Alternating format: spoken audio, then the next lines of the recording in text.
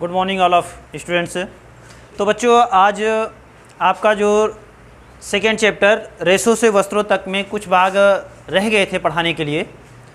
तो last video में हमने भेड़ों का वर्ण संकरण के बारे तक पढ़ा था कि भेड़ों का वर्ण संकरण क्या होता है, वहाँ तक हमारा अध्ययन होता है। एक बार फिर से वहाँ से रिपीट कर देते हैं। भेड़ों का संकरण क्या होता है कि कुछ भेड़ें क्या होती हैं कि कमज़ोर नस्ल की होती हैं, या कह सकते हैं कि उनसे जो ऊन प्राप्त होता है वो उच्च क्वालिटी का प्राप्त नहीं होता है और उनके रेशे मुलायम नहीं होते हैं। तो क्या करते हैं कि कुछ अन्य जो उच्च क्वालिटी के जिनसे ऊन या उनके बाल या मुलायम रेशे प्राप्त किए जा सकते हैं, उनको क्या किया जाता है, उनसे हमारी जो घरेलू भेड़ें हैं उनका संकरण किया जाता है, जिससे कि एक उच्च क्वालिटी के उत्पादन करने वाली भेड़ें बन जाएं। तो इसी को ही क्या कहते हैं, वर्ण संकरण कहलाता है। तो आइए बच्चों देखते हैं भेड़ों की स्वास्थ्य संबंधी समस्याएं, कि भेड़ों की स्वास्थ्य से संबंधित क्या समस्याएं उत्पन्न होती हैं। हम जानते हैं कि चाहे मनुष्य हो या कोई भी प्राणी हो जीव जगत में, यदि वो यहाँ पर जिंदा है तो उसको कुछ ना कुछ बीमारियाँ ज़रूर होती हैं समय के साथ। ठीक है बच्चों, तो देखते हैं क्या है कि भेड़ें जहाँ पे सर्द मौसम या शीतोष्ण होता है, जहाँ पे सर्दी वाला क्षेत्र होता है, वहाँ पर भेड़ें तो पाली जाती हैं। तो भेड़ों का रखरखाव या साफ़ सफाई उतनी अच्छी तरीके से नहीं हो पाता, क्योंकि पर डे हम भेड़ों को साफ़ नहीं कर सकते। यदि लंबे बाल होंगे तो फिर यदि साफ़ करते रहेंगे प्रतिदिन तो क्या होगे, उनके बाल धीरे धीरे झड़ने लगेंगे। तो इसलिए ऐसा साफ़ सफाई कम करने से उनमें कुछ स्वास्थ्य संबंधित बीमारियाँ होती हैं। देखते हैं बच्चों, ये कैसी बीमारियाँ किनके कारण से होती हैं। भेड़ों में स्वास्थ्य संबंधी बीमारियाँ कई तरह के परजीवी मतलब उनके बालों पर या उनके शरीर पर रहने वाले जो जीव होते हैं वो परजीवी कहलाते हैं। परजीवी तथा अन्य बीमारियों के कारण से उनमें स्वास्थ्य संबंधी कई सारी बीमारियां या कह सकते हैं घातक बीमारियां आ जाती हैं, जिनके कारण उनको ये सब मुसीबतें झेलनी पड़ती हैं। इन बीमारियों के कारण से, इन जो परजीवी बीमारियों के कारण से या सूक्ष्म जीव जो हैं उनके कारण से इनके पैरों में या शरीर पर पैरों में पैर इनके गलने लगते हैं या इनमें सड़न उत्पन्न हो जाती है, और मुंह पर फोड़े फुंसियाँ आदि निकल जाती हैं। क्या निकल जाती है बच्चों, इन पर परजीवी या सूक्ष्म जो जीवाणु हैं उनके कारण से कई सारी बीमारियां उत्पन्न होती हैं। इनके पैरों में गलने लगता है या गलना या बोल सकते हैं सड़ने लगता है, तथा उनके मुंह के आसपास से फोड़े फुंसियाँ इत्यादि निकल आती हैं। और शरीर पर भी, जहाँ पे त्वचा में जहाँ पे ज़्यादा घने बाल होते हैं वहाँ पर भी ऐसे केसेस होते आते रहे, जिससे वहाँ पर इनके मांस छिलने लगता है। क्या छिलने लगता है, मांस छिलने लगता है। तो ये मुख्य कारण क्या है, ये जो बीमारियां इनको हो रही हैं ये कीटों तथा कीटों जो विभिन्न तरह के परजीवी हैं तथा किलनियाँ हैं, इनके उपस्थिति कारण या उन पर पड़ जाने के कारण से उत्पन्न होती है बच्चों। तो इस रोग के कारण, कीड़े तथा किलनियों के कारण से इनकी जो त्वचा होती है वो मांस जैसी छिलने लगती है, छोटे छोटे परतों में निकलने लगती है। इस रोग को स्क्रैपिक कहा जाता है। क्या कहा जाता है बच्चों, स्क्रैपिक कहा जाता है। तथा इन भेड़ों के इस प्रैक्टिस से मांस का छिलना हो जाता है। अब देखते हैं बच्चों, ऊन कैसे प्राप्त होता है, कि एक हमने भेड़ पाली, भेड़ से हमें वस्त्र कैसे प्राप्त होगा, या भेड़ से हमें ऊन के रेशे कैसे प्राप्त होंगे या ऊन के धागे कैसे हमें मिलेंगे। तो देखते हैं बच्चों, भेड़ से ऊन प्राप्त करने की प्रक्रिया में हमारे पास ये 6 चरण हैं। पहला क्या होगा, कतरना या काटना। कतरना या काटना क्या कहलाता है, भेड़ों के जो बाल होते हैं, त्वचा पर जो बाल होते हैं उनको काटने अत्याधुनिक जो मशीनें हैं, अत्याधुनिक मशीनों की सहायता से उनके शरीर पर जो हल्की सी लेयर रहती है, त्वचा पर लेयर के साथ में बाल को काटना ही क्या कहलाता है, कतरना कहलाता है। समझ में बच्चों, एक बार फिर से देखते हैं। भेड़ों के शरीर पर उपस्थित बाल को आधुनिक यंत्रों की सहायता से सेव करना या बालों को काटना ही क्या कहलाता है, कतरना या काटना कहलाता है। दूसरा प्रोसीजर है श्रेणीकरण। क्या है, श्रेणीकरण। इसमें क्या होता है कि इसमें हम देखते हैं कि किसी भेड़ के बाल बहुत मुलायम, सॉफ्ट या लंबे होते हैं। तो यहाँ पर क्या होता है कि जो बाल लंबे या मुलायम होते हैं उनको अलग श्रेणीगत बद्ध कर लिया जाता है, उनको अलग कर लिया जाता है, तथा जो कुछ बाल ऐसे हैं जो सख्त होते हैं या घुंघरेले होते हैं या उच्च क्वालिटी के नहीं रहते हैं, उनको अलग छांट लिया जाता है। तो श्रेणीकरण में ये प्रोसीजर होता है हमारा। आगे देखते हैं बच्चों, धुलाई। धुलाई में क्या होता है, इसके बाद बच्चों जो हमारे पास श्रेणीबद्ध किए हुए जो बाल की क्वालिटी है, एक तो मुलायम वाले बहुत अच्छे गुणवत्ता वाले, और दूसरा क्या है कि हमारे पास एक छोटे बालों या कह सकते हैं जिनमें गुणवत्ता अच्छी नहीं रहती है, उनको क्या किया जाता है, उन दोनों को यहाँ पर धुलाई किया जाता है। धुलाई में बच्चों क्या होता है, धुलाई में जो भेड़ से हमें जो बाल प्राप्त हुए हैं या जो तंतु रेशे प्राप्त हुए हैं, उनमें धूल, गंदगी, चिकनाई, विभिन्न तरह के अशुद्धियाँ या गंदगियाँ पाई जाती हैं, उनको धुलना ही क्या कहलाता है, हमारा धुलाई प्रक्रिया कहलाता है, या इसे क्या कह सकते हैं, अपमार्जन कहलाता है। इसको सर्फ की सहायता से साफ़ किया जाता है, क्या कहलाता है, अपमार्जन कहलाता है। आगे देखते हैं बच्चों, रंगाई। हमारा क्या है, चौथा नंबर है रंगाई का।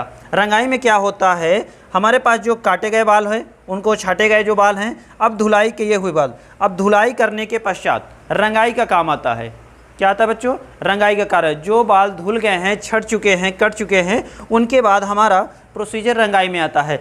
तो रंगाई में क्या करते हैं, हम विभिन्न तरह के जो ऊन हमारे पास देखते हैं कि हम आसपास दुकानों में जब जाते हैं, या हम देखते हैं जब सर्दी वाले मौसम में स्वेटर पहनते हैं, तो क्या होता है, विभिन्न तरह के रेशेदार बनते हैं, मतलब विभिन्न तरह के उनमें कलर रहते हैं। तब ये घटना कहाँ से होती है, इनके रंगाई द्वारा होता है। तो यहाँ पर छाटे गए अच्छे क्वालिटी के या उच्च क्वालिटी के ऊन को यहाँ पर हम सभी रंगते हैं विभिन्न तरह के कलरों में। आगे देखते हैं बच्चों, धागा बुनना। धागा बुनना क्या है, अब जो हमारे पास अभी जो रेशे हैं या ऊन जो भी प्राप्त हुआ है हमारे पास, रंगने के बाद उनको क्या किया जाता है, एक धागे या स्पूल में या रोल में क्या किया जाता है, लपेट लिया जाता है। इस प्रकार हम कह सकते हैं या समझ सकते हैं कि जो धागा बनाना क्या प्रोसीजर कहलाता है कि ऊन के रेशों को एक रोल में लपेटना ही क्या कहलाता है, हमारा धागा बनाना कहलाता है। इसे इंग्लिश में रोलिंग भी कहते हैं, रीलिंग भी कहा जाता है। आगे क्या है, इसके बाद बुनाई। बुनाई क्या है, बुनाई प्रक्रिया में हमारा लास्ट उत्पाद कह सकते हैं, फिनिश्ड उत्पाद हमारे पास प्राप्त हो जाता है। फिनिश्ड उत्पाद मीन्स जो चीज़ हमें बनाना है, जैसे हम क्या बनाते हैं, ऊन के क्या बना सकते हैं, कोट भी बनाते हैं, स्वेटर बनाते हैं, जुराबे बनाते हैं, दस्ताने। तो इस प्रकार से विभिन्न तरह के उत्पाद बनाने को ही क्या कहा जाता है, बुनाई प्रक्रिया कहा जाता है। इस प्रक्रिया में क्या होता है कि कभी कभी ऊन के जो धागे होते हैं या रेशे होते हैं, उनको सघन मात्रा में, मतलब उनको बहुत ज़्यादा सघनता से बिन लिया जाता है। तो ऐसे जो वस्त्र बनाए जाते हैं उनको वर्स्टेड कहा जाता है। क्या कहा जाता है, वर्स्टेड कहा जाता है। आगे देखते हैं बच्चों, ऊन का शुद्धता प्रमाण चिन्ह। हमने यहाँ तो सारा चीज़ कर लिया कि जो भेड़ थी, भेड़ से वस्त्र तक कैसे, किस प्रोसीजर से हमारे पास भेड़ था और भेड़ से हमारे पास कैसे वस्त्र बना। प्रोसीजर थे हमारे 6 चरणों के अंतर्गत हुए। काटा गया, श्रेणीबद्ध किया गया, उनकी धुलाई की गई, रंगाई की गई, फिर उसके बाद उनको एक रील या स्पूल में बांधा गया, धागे को बनाया गया। फिर उनके बाद हमने एक अपना उत्पाद बनाया, चाहे जिस तरह का हो, चाहे स्वेटर हो, या मफरल हो, या आपके जुराबे हों या दस्ताने हों, ये सब बन गया। इसके बाद आया कि ऊन का शुद्धता प्रमाण। इसके बाद जब हम देखते हैं कि ऊन का शुद्धता भी तो रहना चाहिए, ऐसा नहीं कि यदि हमें अंतर्राष्ट्रीय व्यापार में उनका व्यापार करना है, अंतर्राष्ट्रीय व्यापारीकरण में व्यापार करना है, तो क्या होना चाहिए, उनको एक स्टैंडर्ड रहना चाहिए। मतलब जो भी ऊन हमारे देश से बाहर देशों में एक्सपोर्ट होता है, उनकी क्वालिटी या गुणवत्ता बहुत अच्छी होनी चाहिए। तो इसलिए क्या होता है कि व्यापार करने के लिए ऊन में एक अंतर्राष्ट्रीय ऊन संगठन बना हुआ है। क्या बना हुआ बच्चों, व्यापार करने के लिए अंतर्राष्ट्रीय ऊन संगठन, जिसको IWS के नाम से जाना जाता है। यहाँ पर क्या होता है कि जो हमारे देश में या किसी अन्य देशों से किसी दूसरे देशों में ऊन की जब सप्लाई होती है, तब यह क्या करता है कि यह ऊन यह दिखाता है कि यह बताता है कि जो ऊन है उसके जो रेशे हैं जिससे ऊन का निर्माण हुआ है, उनके रेशे क्या है, नए हैं तथा शुद्ध रूप में हैं। क्या है बच्चों, नए हैं तथा शुद्ध रूप में हैं। और यह जो अंतर्राष्ट्रीय ऊन संगठन है, उत्तरी यॉर्कशायर में, कहाँ पे, उत्तरी यॉर्कशायर में, जो कि यूके में स्थित है, वहाँ पर यह संगठन स्थित है। आगे देखते हैं बच्चों, ऊन के गुण। अब देखते हैं कि जो हमने ऊन बनाया है उनकी क्या क्वालिटी है, क्या विशेषताएं हैं या क्या लक्षण हैं।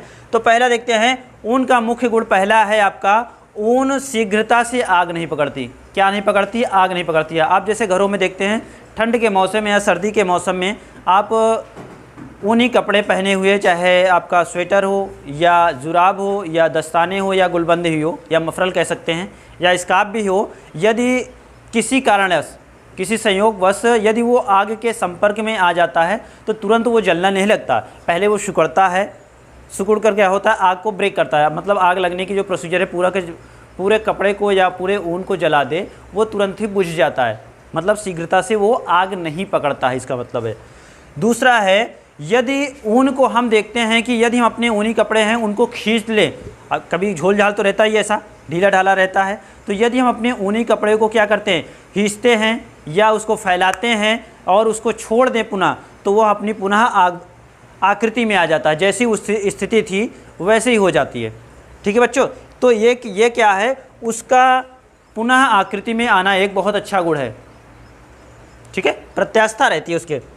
आगे है ऊन का तीसरा क्या है, ऊन को आसानी से रंगा जा सकता है। तीसरा महत्वपूर्ण इसको गुण ये है कि ऊन को विभिन्न रंगों में आसानी से रंगा जा सकता है। इसको रंगने में ज़्यादा कठिनाइयाँ नहीं होती हैं कि इसको रंगने में बहुत ज़्यादा प्रोसीजर करना पड़े, बहुत ज़्यादा दिक्कतें या बहुत ज़्यादा समय लगे। तो ऊन तीसरा है कि ऊन को आसानी से रंगा जा सकता है। अब देखते हैं बच्चों, हमारा ऊन का क्या है, चौथा अगला हेडिंग जो भी है, ऊन के उपयोग में। अब हमने यहाँ तो सारी चीज़ें हो गई, ऊन की विशेषता हो गई। अब ऊन के गुण में देखते हैं बच्चों। ऊन के द्वारा पहला क्या है, ऊन के द्वारा विभिन्न तरह के ऊनी वस्त्र बनाए जाते हैं, जिनका उपयोग कहाँ करते हैं, कब करते हैं हम सभी, सर्दियों में। कब करते हैं बच्चों, सर्दियों में। ऊन के द्वारा जो वस्त्र भी बनाए जाते हैं वो सारे के सारे ज़्यादातर आपको सर्दियों में उपयोग करते हैं। ऊन के द्वारा स्वेटर, जुराबे, दस्ताने, गुलबंद, स्कार्फ्स और विभिन्न तरह के सर्दियों में पहनने जाने वाले वस्त्र बनाए जाते हैं या निर्माण किए जाते हैं। आगे देखते हैं ऊन के उपयोग। ऊन के उपयोग में नमदा क्या है, ये पियानो वाद्य यंत्र होता है, उसको ढकने के लिए बनाया जाता है। पूरी तरह से ढकने के लिए नमदा एक वस्त्र का नाम ही है, बनाया जाता है। आगे क्या है, ऊन के जो पतले रेशों से बने वस्त्र होते हैं, ऊन के पतले रेशों से बने जो कपड़े और होते हैं उनको भी ढकने के लिए पतले रेशों से बने जो वस्त्र होते हैं, जैसे क्या है, कई तरह के वस्त्र जो बहुत पतले हैं, जिनको नमी लग जाती है या गड़बड़ हो जाता है, मॉइस्चर आ जाता है, तो उनको ढकने के लिए भी क्या बनाए जाते हैं, उनको ढकने के लिए कपड़े बनाए जाते हैं। ठीक है बच्चों, और ये हमारा आज किताब का जो भी तो मुख्य टॉपिक थे सारे के सारे हमारे पास कंप्लीट हो चुके हैं। तो बच्चों पाठ 2 हमारा रेशों से वस्त्रों तक आज यहीं पे कंप्लीट होता है। नेक्स्ट वीडियो में हम सभी आपके अभ्यास जो स्टार्ट हो रही है, क्या स्टार्ट हो रही है, अभ्यास, आपकी प्रश्न उत्तर, जिसमें पहला ऑप्शन में आपको टिक लगाना है, दूसरे में रिक्त स्थानों को पूर्ति करना है, फिर उसके बाद सही गलत इत्यादि भरना है। तो नेक्स्ट वीडियो में हम सब यही सब कवर करेंगे। तो बच्चों आप लोग सभी वीडियो पूरी देखा करिए। ठीक है बच्चों, कोई होता है कि शुरुआत में 1 सेकेंड या 1 मिनट ही देखने के बाद कट कर देता है, तो ऐसा नहीं करना चाहिए। उनको पूरा देखिए और अच्छे से पढ़िए और प्रतिदिन आप लोग तैयारी कीजिए जो भी पढ़ाया जा रहा है। हाँ, साथ में आपके नोट्स भी बनने चाहिए, फेयर कॉपी कंप्लीट होनी चाहिए, क्योंकि आज अब नेक्स्ट वीडियो में आपका सेकेंड चैप्टर के क्वेश्चन आंसर स्टार्ट होंगे। फर्स्ट चैप्टर के क्वेश्चन आंसर आपको भेज दिए गए हैं, लिखा भी दिए गए हैं जो नोट्स थे। तो सेकेंड चैप्टर के अब आपके क्वेश्चन आंसर चलेंगे। Okay, thank you.